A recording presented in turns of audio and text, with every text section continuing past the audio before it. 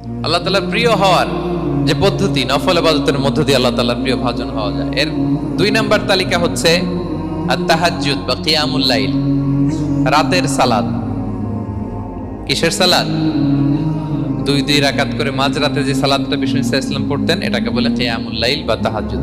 এক সাহাবী বললেন, ইয়া রাসূলুল্লাহ, আইয়ুস সালাতি আফদালু বা'দাল মাকতুবা, ফরজ নামাজের পরে কোন নামাজ সেরা? বিষ্ণু বললেন, আস-সালাতু ফি জাওফিল লাইল, মাঝরাতে যেই নামাজটা পড়ো তাহাজ্জুদ, এটা সবচেয়ে সেরা।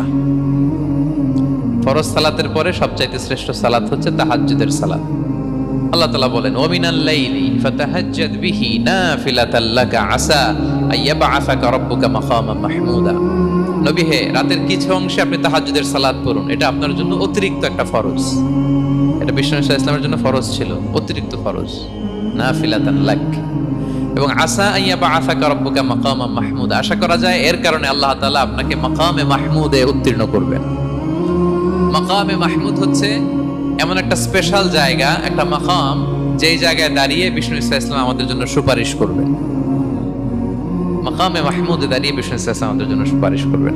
তাই আমরাও যারা তাহাজ্জুদের সালাত আদায় করবো, আমাদেরকে এরকম মাকামে মাহমুদ মানে সুউচ্চ মর্যাদার আসনে আল্লাহ তাআলা নিয়ে যাবে। যারাই তাহাজ্জুদ পড়ে তাদের মর্যাদা বাড়িয়ে দেয় কে?